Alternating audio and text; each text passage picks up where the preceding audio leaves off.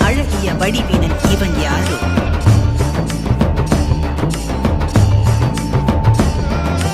இரவும் பகலும் சுழலும் உலகும் இசைந்திட அசைந்திடும் இவன் யாரோ?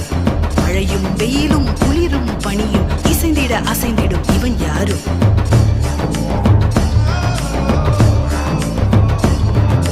தலையில் சடையும் கையில் சூல படையும் புலி உடையும் நடையும் கொண்ட இவன் யாரோ?